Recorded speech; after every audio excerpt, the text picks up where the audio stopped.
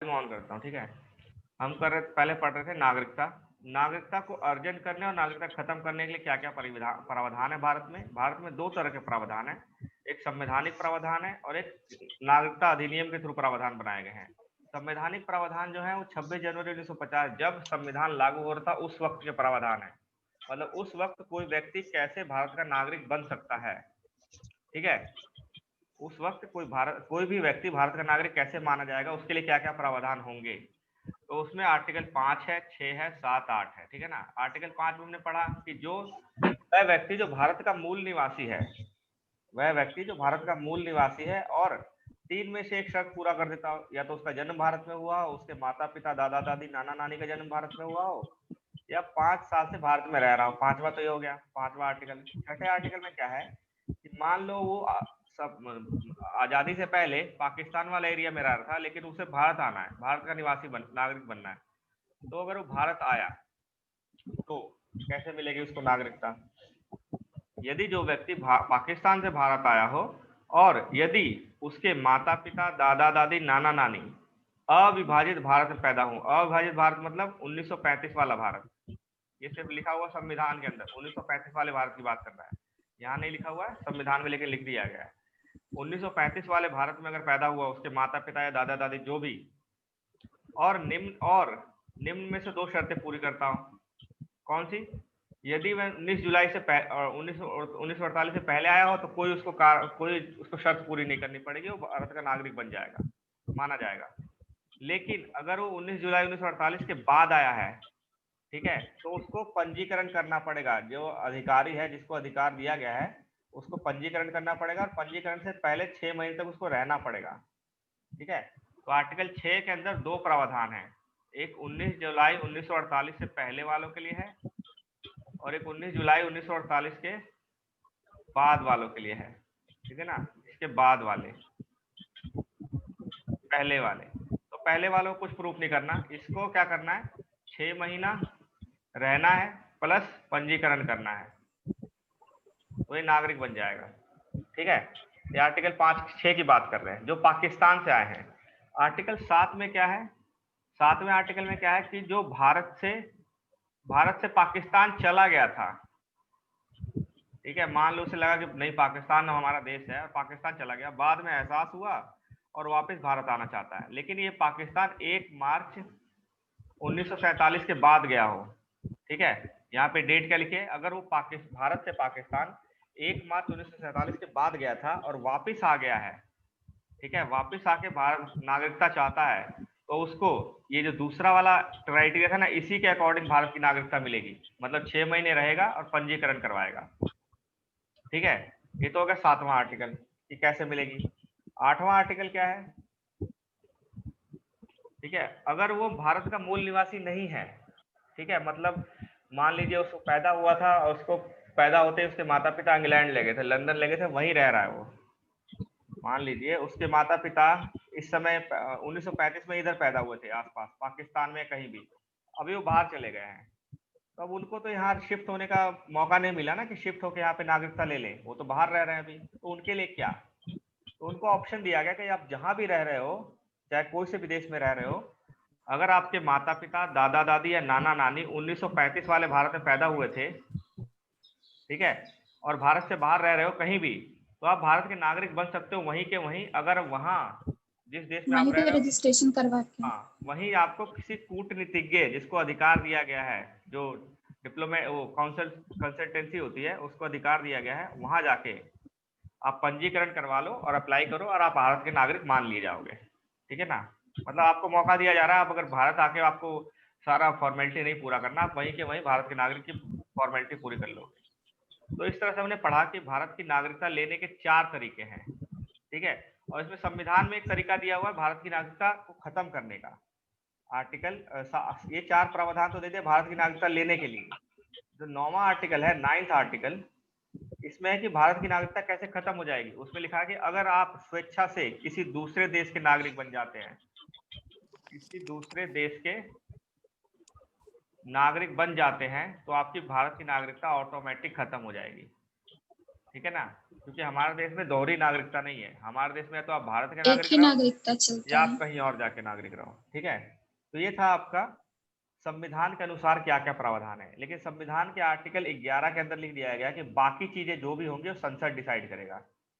आगे जो भी होगा प्रावधान उसे संसद डिसाइड करेगा, और ये सारे आर्टिकल उसको रोक नहीं सकते संसद को कुछ भी बनाने से। संसद की शक्तियों को संविधान जो है, ये संवैधानिक जो अनुच्छेद है उसको रोक नहीं सकती है कोई भी नागरिकता अधिनियम, नागरिकता को लेके कोई भी कानून बनाने से।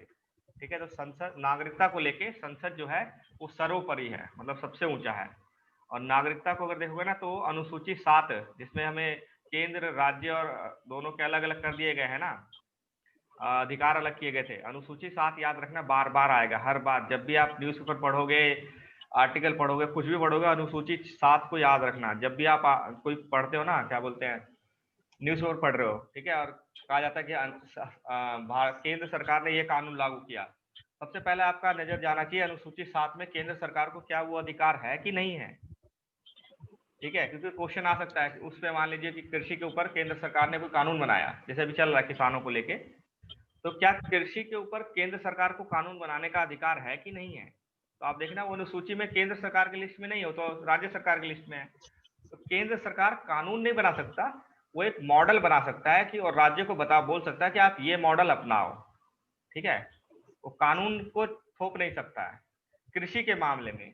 ठीक है, कृषि से रिलेटेड टैक्स अगर लेना देना है उस मामले में भी केंद्र सरकार सिर्फ सजेशन दे सकता है, एक मॉडल कानून बना सकता है। मॉडल कानून मतलब ऐसा होना चाहिए, बाकी लेकिन राज्यों के ऊपर डिपेंड करता है राज्य उसको अपनाए कि नहीं अपनाए। लेकिन नागरिकता में क्या है कि पूरा अधिकार केंद्र को दिया गया, अनुसूची 7 में केंद्र वाली लिस्ट में डाल दिया गया नागरिकता को, तो नागरिकता पूरा का पूरा केंद्र के ऊपर है। ठीक है, अनुसूची 7 में केंद्र की लिस्ट में, लिस्ट 1 में है। ठीक है, लिस्ट 1 में है, तो लिस्ट 1 किसके लिए, संघ के लिए है, संघ यानी केंद्र के लिए है। लिस्ट 2 राज्य के लिए है, लिस्ट 3 दोनों के लिए है। ठीक है, तो अब नागरिकता पढ़ते हैं। हमने पढ़ रहे दूसरा तरीका। नागरिकता लेने के दो तरीके थे, या तो संविधानिक है और संविधान के थ्रू नहीं हो रहा है तो फिर दूसरा तरीका कौन सा है, नागरिकता अधिनियम है। ठीक है, तो नागरिकता अधिनियम, पहला अधिनियम जो पास हुआ था 1955 में पास हुआ था।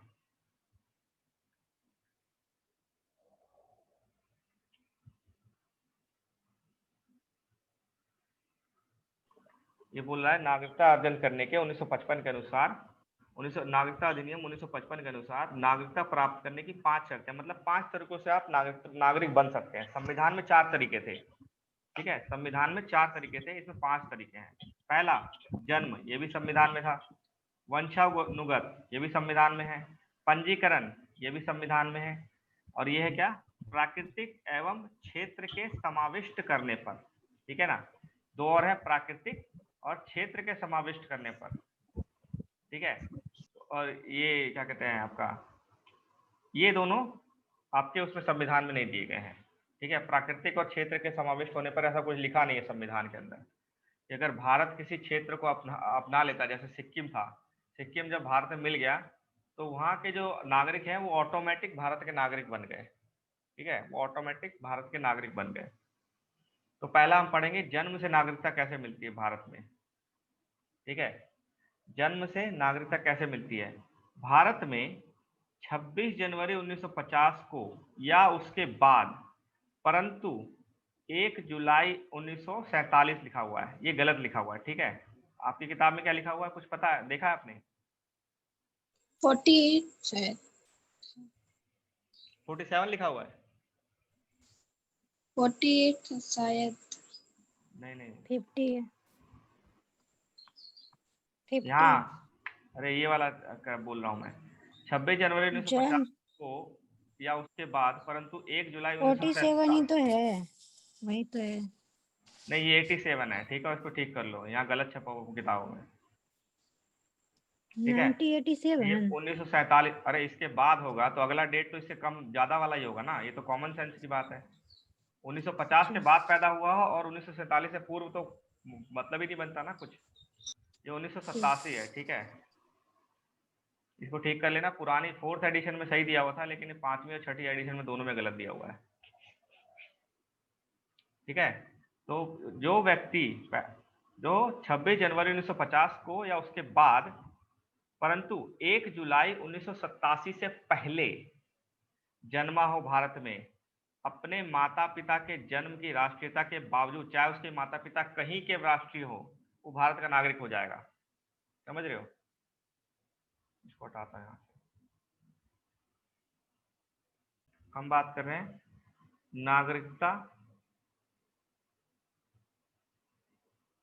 नागरिकता अधिनियम 1955।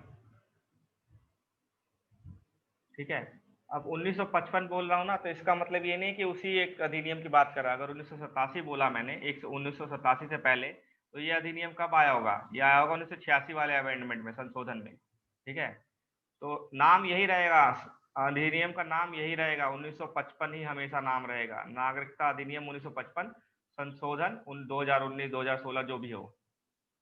ठीक है, तो हम बात 1955 के उस नाम से ही कर रहे हैं अभी, क्योंकि मेन अधिनियम यही है। अभी तक ये अधिनियम खत्म नहीं हुआ, इसको संशोधित किया गया खाली। तो पहला हमने पढ़ा अभी, जन्म के आधार पर नागरिकता कैसे मिलेगी, अर्जन करने के तरीके बता रहा हूं मैं। नागरिकता अर्जन करने के तरीके मतलब लेने के तरीके। पहला है जन्म के आधार पर। जन्म के आधार पर 3 क्राइटेरिया है। ठीक है, जन्म के आधार पर 3 क्राइटेरिया है। या तो जिसकी हम बात कर रहे हैं वो व्यक्ति, चाहे उसके माता पिता कहीं पैदा हुए हैं, व्यक्ति 26 जनवरी 1950 के बाद या से लेकर 1 जुलाई 1987 तक इसके बीच पैदा हुआ हो। ठीक है, जन्म हुआ हो, वो नागरिक बन जाएगा ऑटोमेटिक, चाहे वो उसके माता पिता इंग्लैंड के हो, चाहे पाकिस्तान के हो, चाहे कहीं के हो। वो अगर व्यक्ति इस दौरान पैदा हुआ है, चाहे उसके माता पिता अमेरिका के हों, कहीं के भी हों, अगर वो भारत में पैदा हो गया है तो भारत का नागरिक होगा। ठीक है, चाहे उसके माता पिता कहीं पैदा हो, माता पिता कहीं और के राष्ट्रीय हो, किसी और देश के नागरिक हो। ठीक है, मान लो अमेरिका से कोई आया था और यहाँ बच्चे पैदा हो गए, तो वो यहाँ का नागरिक होगा उसका बच्चे। ठीक है, ये पहला क्राइटेरिया है। जन्म के आधार पे अब 1987 में क्या हुआ, 1987 के बाद चेंज हुआ, अमेंडमेंट आया फिर से, लेकिन नियम अधिनियम यही रहेगा। ठीक है, दूसरा क्राइटेरिया क्या है कि उसका जन्म जो है वो 1 जुलाई 1987 के बाद हुआ हो, लेकिन जिसका जन्म इसके बाद हुआ हो, इसके बाद, उसके लिए क्या है, उससे पहले वाले को तो कह दिया कि भैया आप नागरिक हो, चाहे आपके माता पिता कहीं पे भी हो। लेकिन अगर इसके बाद पैदा हुआ है तो क्या होगा, कम से कम एक पेरेंट उसके, ठीक है, माता या पिता में से कोई एक, माता या, इसका मतलब होता है या पिता में से कोई एक, ठीक है, माता या पिता में से कोई एक भारत का नागरिक हो। ठीक है, ठीक है ना। दूसरा क्या लिखा हुआ है सेकंड में, जन्म उसका 1987 के बाद हुआ। यहाँ आप देखेंगे, ये देखो 1 जुलाई, देखो पहला तो हो गया, हमने पढ़ लिया 1987 वाला। यदि उसके जन्म को यदि भारत में 1 जुलाई या उसके बाद जन्मा व्यक्ति, 1 जुलाई 1987 की बात कर रहा है, 1 जुलाई 1987 के बाद को या उसके बाद जन्मा कोई व्यक्ति केवल तभी भारत का नागरिक माना जाएगा यदि उसके जन्म के समय उसके माता पिता में से कोई एक भारत का नागरिक हो। तो दूसरा हमने पार्ट पढ़ लिया उसका। ठीक है, जन्म के आधार पर पहला क्राइटेरिया ये है, दूसरा क्राइटेरिया ये है, अगर 1987 पहले पैदा हुआ हो। जैसे क्या होता है, आप अगर कोई एप्लीकेशन करते हैं, फॉर्म भरते हैं, तो आपको बर्थ सर्टिफिकेट देना पड़ता है, लेकिन उन लोगों को नहीं देना पड़ता जिनका जन्म 1987 के पहले का है, उनको कोई बर्थ सर्टिफिकेट नहीं देना। ठीक है, उनको 10वीं का मार्कशीट पे डेट ऑफ बर्थ जो होती है वही मान्य रहता है। लेकिन 1987 के बाद जिसका भी जन्म हुआ है उसको अपना बर्थ सर्टिफिकेट देना पड़ता है। आप अगर कोई भी फॉर्म अप्लाई करोगे कॉलेज में कहीं भी, तो बर्थ सर्टिफिकेट अगर बर्थ का प्रूफ मांगा जाएगा तो बर्थ सर्टिफिकेट ही मांगेगा वो। लेकिन अगर उससे पहले कोई व्यक्ति पैदा होगा, उससे बर्थ सर्टिफिकेट अगर आ गया ना, कोई कॉलम होता है, तो वहां पे 10वीं का सर्टिफिकेट डाल सकता है वो। लेकिन उसे 1987 के बाद वाला व्यक्ति जो पैदा हुआ उसको बर्थ सर्टिफिकेट ही देना पड़ेगा। ठीक है, तो इसमें दूसरा प्रावधान क्या है कि उसके माता पिता में से कोई एक भारत का नागरिक हो। तीसरे क्राइटेरिया में क्या लिखा हो कि अगर उसका जन्म 3 दिसंबर 2004 के बाद हुआ हो, सारी डेट याद रखनी है, ठीक है। अगर जन्म इसके बाद तो है, लेकिन अगर उसका जन्म तीसरे में क्या है, जन्म जो है 3 दिसंबर 2004 के बाद हुआ हो तो क्या होगा, दोनों पेरेंट्स होने चाहिए, दोनों माता पिता, दोनों जो पेरेंट्स हैं वो भारत के नागरिक होने चाहिए, ठीक है, भारत के नागरिक होने चाहिए, या एक नागरिक हो, उन दोनों में से एक नागरिक हो, और दूसरा इलीगल माइग्रेंट ना हो, मतलब अवैध रूप से भारत ना आया हो, दूसरा अवैध माइग्रेंट को क्या बोलते हैं, दूसरा अवैध प्रवासी ना हो, मतलब इलीगल ना आया हो भारत में। मान लीजिए कोई व्यक्ति है जो 2005 में पैदा हुआ, ठीक है, उसकी माता जो थी वो भारत की थी, भारत की नागरिक थी, जन्म के समय 2005 के समय उसकी मम्मी जो थी भारत की नागरिक थी, लेकिन जिससे उन्होंने शादी की थी ना पहले, ठीक है, वो अगर वो व्यक्ति उसके मतलब उसके जो पिता हुए, अगर वो व्यक्ति इंग्लैंड से है, लंदन से है, और इलीगल माइग्रेंट नहीं है, इलीगली भारत नहीं आया, तो माना जाएगा उसको भारत का नागरिक बच्चे को। लेकिन अगर वो इलीगली भारत में आया है उसका पिता, तो उसको नहीं माना जाएगा। ऐसा होता है, कई लोग सिर्फ शादी करते हैं नागरिकता प्राप्त करने के लिए, अपने बच्चे की नागरिकता प्राप्त करने के लिए शादी कर लेते हैं, ठीक है। तो जैसे बांग्लादेश से जो लेडीज आज मतलब जो माइग्रेशन होता है, इलीगल माइग्रेशन होता है, वुमेन क्या करती है कि अब उन्होंने तो जो है झेल लिया, अब वो अपने बच्चे के साथ ना झेला, इसलिए वो शादी करना शुरू कर देते हैं, शादी की तो बच्चा उसका जो होगा वो तो अब वो निश्चित हो जाती थी कि भाई ये तो चलो इसको तो नागरिकता मिल ही जाएगी, क्योंकि इस समय ऊपर वाले में क्या लिखा होता है, 1987 के बाद पैदा हुआ हो लेकिन माता पिता में से कोई एक भारत का नागरिक हो, दूसरा चाहे कहीं से भी आया हो, लेकिन 2004 के बाद क्या लिखा दिया गया, भाई दूसरा अवैध प्रवासी ना हो। अब ये चेंजेस समझ रहे क्यों हो रहे हैं, क्योंकि भारत में जो इलीगल माइग्रेशन था वो बढ़ रहा है और वो समस्या क्रिएट कर रहा था। अवैध प्रवासी थे जो बाहर से आ जाते थे, बांग्लादेश, पाकिस्तान, अफगानिस्तान, यहाँ से अवैध प्रवासी जो भारत आ जा रहे थे, वो समस्या पैदा कर रहे थे। उनको यहाँ नागरिकता मिल जाती थी और नागरिकता लेने के लिए ही आते थे, क्योंकि वहाँ कंडीशन खराब है तो यहाँ आ गए। लेकिन यहाँ क्या कहते हैं, उतना वो भी तो होना चाहिए ना, क्या कहते हैं, और क्या बोलते हैं उसको, रिसोर्सेस होने चाहिए उतना उसके लिए, ठीक है। तो 2000 ये जन्म के आधार पर 3 क्राइटेरिया हो गए आपको। पहला 1950 के बाद पैदा हुआ और 1987 से पहले, तो कोई भी माता पिता कहीं के नागरिक हो, कोई मतलब नहीं है उसको, वो नागरिक माना जाएगा, ठीक है। इसको बोलते हैं इंग्लिश में नहीं बोलते इसको, एक लैटिन भाषा है, कोई भाषा है, जस सोली बोलते हैं, जस सोली, ठीक है। ये इंग्लिश नहीं है, जस सोली बोलते हैं, इसका मतलब ये थोड़ी क्या कहते हैं, जुडिशरी की भाषा होती है थोड़ी सी, ठीक है। मुझे भी आइडिया नहीं इतना कि क्या कहाँ से लिया जाता है वर्ड, लेकिन कभी कभी एग्जाम में पूछा जाता है कि जस सोली क्या होता है, ठीक है, हेबेस कार्पस क्या होता है, ये सब वर्ड पूछ लिए जाते हैं। तो जस सोली का मतलब क्या होता है कि व्यक्ति उस सॉइल पे पैदा हुआ है, उस जमीन, सॉली मतलब सॉइल, मृदा, मिट्टी, उस मिट्टी पे पैदा हुआ है, जो इस मिट्टी पे पैदा हुआ वो इसे यही का नागरिक। तो जस्ट सॉली होता है जो जिस मिट्टी पैदा हुआ वो वहीं का नागरिक हो गया, ठीक है। जो जिस मिट्टी में पैदा हुआ वो वहीं का नागरिक हो गया, जस्ट सोली। लेकिन 1987 के बाद अगर पैदा होगा तो देश का नागरिक बनने के लिए कोई उनमें से माता पिता में से कोई एक होना चाहिए, 2004 के बाद दोनों होने चाहिए, अगर दोनों नहीं है तो एक तो हो, दूसरा अवैध प्रवासी ना हो। ये तो हो गया जन्म के आधार पे। अब दूसरा पढ़ते हैं हम, ठीक है, तो हटाते हैं यहाँ से,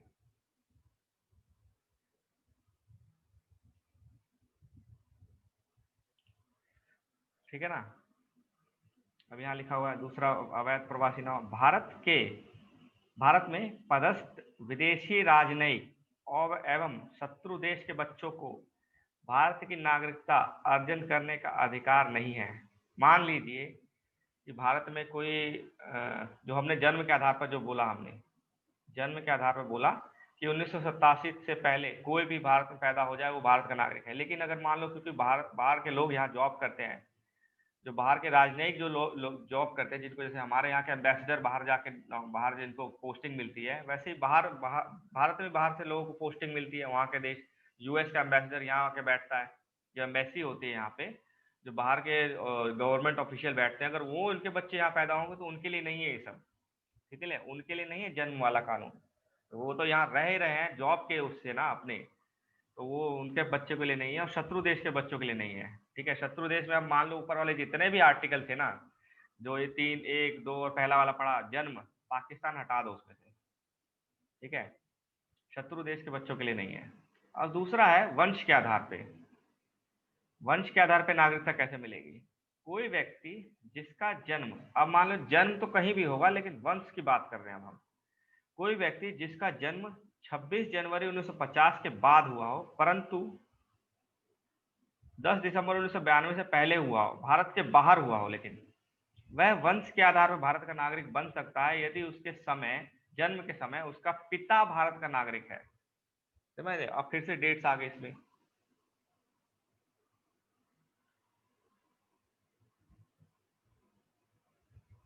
अब फिर से इसमें डेट्स आ गई हैं, तो डेट्स फिर से पढ़ लेते हैं एक बार।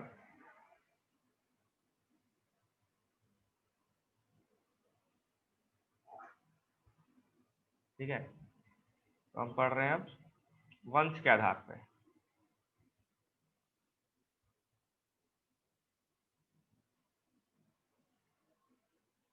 ठीक है, वंश के आधार पर कितने क्राइटेरिया है? इसमें भी 3 क्राइटेरिया है, ठीक है। और तीनों डेट इसमें उससे पहले वाले से अलग अलग है। 26 जनवरी 1950 के बाद, 26 जनवरी 1950 के बाद पैदा हुए बच्चे, और जो 10 दिसंबर 1992 से पहले पैदा हुए, जिनका जन्म इस डेट में है, ठीक है, जैसे मेरा अगर जन्म दिवस इसमें बीच में आता है, डेट ऑफ बर्थ, और मैं भारत से बाहर पैदा हूँ, ये सभी के लिए, उन सब के लिए है जो भारत से बाहर पैदा हुए हैं।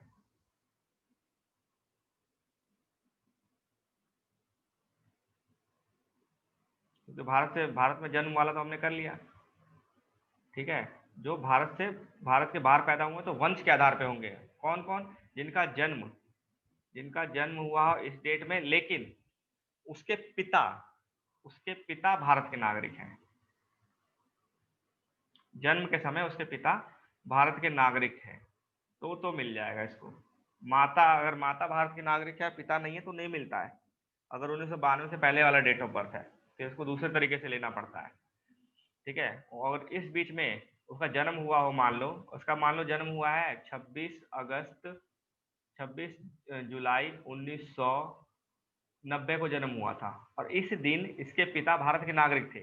इस डेट में इसके पिता भारत के नागरिक थे, तो इसको मिल जाएगा, ठीक है।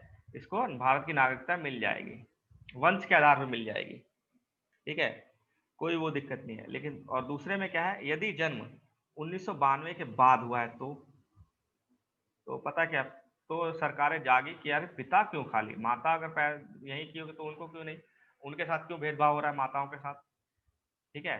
तो जिनका जन्म इस डेट के बाद हुआ हो तो उसके माता या पिता दोनों में से कोई, तो लिख दिया संविधान, कानून में लिखा कि यार ऐसा नहीं है कि पिता पिता नहीं होना चाहिए, माता या पिता में से कोई एक जन्म के समय भारत का नागरिक रहा हो। किसके जन्म के समय? बच्चे के, जिसकी नागरिकता की बात कर रहे हैं, भारत का नागरिक रहा हो, ठीक है ना। अगर इस डेट के बाद पैदा हुआ बच्चा तो थर्ड में क्या है, अब वही इलीगल माइग्रेंट वाला आ गया, ठीक है। भाई यार ये तो एक भारत का नागरिक हो और दूसरा क्या कहते हैं बाहर से आ गया इलीगली, तो कुछ दिक्कत है, तो वही 2004 की आई दिसंबर, ये डेट सेम है, ठीक है। ये डेट ऊपर भी सेम है, नीचे भी सेम है, जन्म वाले भी यही डेट है। 3/12/2004 के बाद अगर कोई बच्चा पैदा हुआ हो कहीं बाहर, कहीं विदेश में बाहर पैदा हुआ, इस डेट में कोई पैदा हुआ हो, तो उसको ये सब तो क्राइटेरिया होगा ही होगा, मतलब ये तो जुड़ेगा ही जुड़ेगा, ये वाला तो ये तो जुड़ेगा ही, प्लस एक चीज और जुड़ जाएगी, उसको रजिस्ट्रेशन करवाना पड़ेगा, पंजीकरण जरूरी करवाना पड़ेगा 1 साल के अंदर। पंजीकरण 1 साल के अंदर जहां वो पैदा हुआ है वहां एम्बेसी में ले जाएंगे उसके माता पिता, ये जी लीजिए हमारा बच्चा, और हमारे में से एक जो इसकी माता है वो भारत की नागरिक है, और मैं पिता हूँ इसका, मैं बाहर से हूँ, ये बच्चा पैदा हुआ है, इसको हमको भारत का नागरिक बनाना है, आप इसको पंजीकरण कर लो, ठीक है। तो रजिस्ट्रेशन कर लेगा उसका, मतलब कि 1 साल के अंदर जाना चाहिए, लेकिन ये एक्सटेंडेबल है। ये जो टाइम लिमिट है ना, इसको बढ़ाया जा सकता है कुछ कारणों से, अगर वो कारण रीजन बताता है सही, अगर माना जाता है कि वो सही कारण बता रहा है और वैध मतलब लग भी रहा है कि हाँ इसकी वजह से बढ़ाया जा सकता है टाइम, समय को बढ़ाया जा सकता है। मान लीजिए उसने अरे जब बच्चा पैदा हुआ था तो बहुत ज़्यादा अकाल सूखा था और हमें टाइम नहीं मिला, हम लोग स्थिति खराब थी, तो हम नहीं करवा सके, अभी करवाना चाहते हैं, तो वो चेक करेगा कि ऐसा हुआ था कि नहीं हुआ था। लेकिन ये सब गवर्नमेंट के डिस्क्रिप्शन के ऊपर था, उसकी मर्जी के ऊपर है। उसको लगता है ठीक कि हाँ यार 2 साल बाद आए पंजीकरण करवाने और रीजन वैलिड है तो कर देगा, नहीं तो नहीं करेगा। लेकिन 1 साल के अंदर गया है तो उसको करना पड़ेगा। ठीक है, माता पिता में से कोई एक भारत का नागरिक होना चाहिए, प्लस पंजीकरण 1 साल के अंदर करवा दे वो। ठीक है, यहाँ देखो लिखते हैं।